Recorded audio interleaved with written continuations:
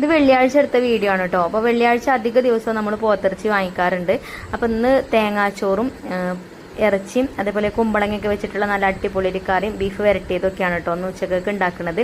അപ്പോൾ രാവിലെ തന്നെ മുറ്റൊക്കെ അടിച്ചു വാരി ബ്രേക്ക്ഫാസ്റ്റ് ഒക്കെ റെഡിയാക്കി എടുത്തിട്ടാണ് മുറ്റടിച്ചു വാരാൻ പോയത്. പിന്നെ ബാബു കടയിൽ പോയിട്ടുണ്ടേനും അങ്ങനെ ബീഫൊക്കെ കൊണ്ടുവന്നിട്ടുണ്ട്. അപ്പോൾ ഞാൻ ഒരു ബ്രേക്ക്ഫാസ്റ്റ് ഒക്കെ എടുത്തു കൊടുത്തതിന് ശേഷം ബീഫൊക്കെ കഴുകി നമുക്ക് കറി വെക്കാനുള്ളത് കുറച്ച് ഒരു മൺചട്ടിയൊക്കെ ഇട്ട് കൊടുത്തോണം കേട്ടോ. അത് ബീഫും കുമ്പളങ്ങയും വെച്ചിട്ടുള്ള കറിക്ക് വേണ്ടിയിട്ടാണ്.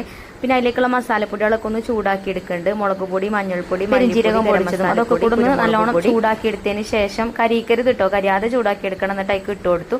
പിന്നെ ഇഞ്ചി വെളുത്തുള്ളി ചതച്ചത് ചേർത്ത് കൊടുത്തിട്ടുണ്ട്. അതേപോലെ തന്നെ കുറച്ച് ചെറിയ ഉള്ളി ഇട്ട് കൊടുത്തു, ഒരു തക്കാളി ഇട്ട് കൊടുത്തു, ഉപ്പ് ഇട്ട് കൊടുത്തു, കറിവേപ്പിൻ്റെ ഇല ഇട്ടിട്ട് കൈ കൊണ്ട് നല്ലോണം ഒന്ന് കുഴച്ചെടുത്ത് വെള്ളം ഒഴിച്ച് ഇനി നമുക്ക് അടച്ചു വെച്ചിട്ട് അടുപ്പത്ത് വെച്ചിട്ട് വേവിച്ചെടുക്കാം. അപ്പോൾ ബീഫല്ലേ, വെന്ത് വരാൻ കുറേ ടൈം എടുക്കും.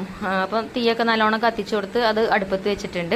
ഇനി നമുക്ക് ബീഫ് വരട്ടാനുള്ളത് ഇപ്പുറത്തെ അടുപ്പത്തും വെക്കുന്നുണ്ട് കേട്ടോ. വരട്ടാണ് ഞാൻ എണ്ണ ഒഴിച്ച് അങ്ങനെ വരട്ടിയെടുക്കണമെന്നില്ല. ജസ്റ്റ് ഇതേപോലെ വെളിച്ചെണ്ണ ഒഴിച്ചു കൊടുത്ത് മസാലപ്പൊടികളൊക്കെ അതിലിട്ടിട്ട് ഒന്ന് മൂപ്പിച്ചെടുക്കുക കേട്ടോ. മുളക് പൊടി, മഞ്ഞൾപ്പൊടി, മല്ലിപ്പൊടി നമ്മൾ മറ്റേ അതിലേക്ക് ചേർത്തില്ല. അതേപോലെ തന്നെ ഗരം മസാലപ്പൊടിയൊക്കെ ഇട്ടിട്ട് എണ്ണയിലിട്ടിട്ട് ഒന്നും ഇങ്ങോട്ട് മൂപ്പിച്ചെടുത്തതിന് ശേഷം അതിലേക്ക് ബീഫ് കഴുകി വെച്ചത് ഇട്ട് കൊടുത്തു.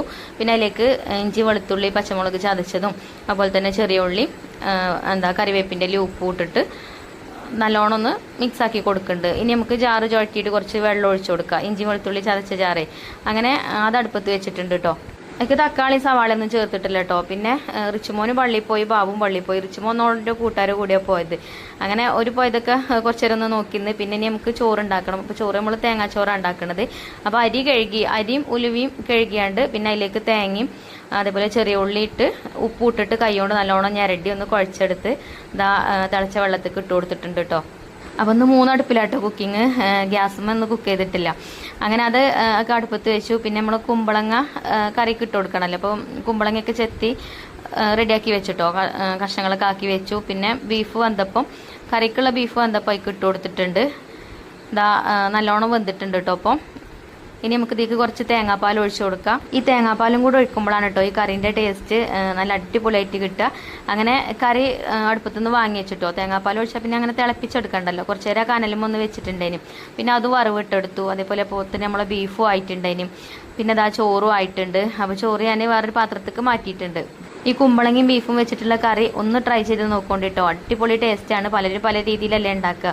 അങ്ങനെ ബീഫ് വരട്ടിയതും ആയിട്ടുണ്ട്. പിന്നെ നമ്മളേക്ക് വെളിച്ചെണ്ണ ഒന്നും ഒഴിച്ചു കൊടുത്തിട്ടില്ല കേട്ടോ. തൂമിച്ചെടുക്കുകയൊന്നും ചെയ്തിട്ടില്ല. ഫസ്റ്റ് വെളിച്ചെണ്ണ ഒഴിച്ചതല്ലേ. അങ്ങനെ പപ്പടമൊക്കെ പൊരിച്ചെടുത്തു. പിന്നെ കുറച്ച് ഉള്ളി സാലഡും ഉണ്ടാക്കിയിട്ടുണ്ടായി. പിന്നെ ബാബുക്ക് പള്ളിയിൽ നിന്ന് വന്ന് ഞങ്ങൾ എല്ലാവരും ഫുഡ് കഴിച്ചു കേട്ടോ.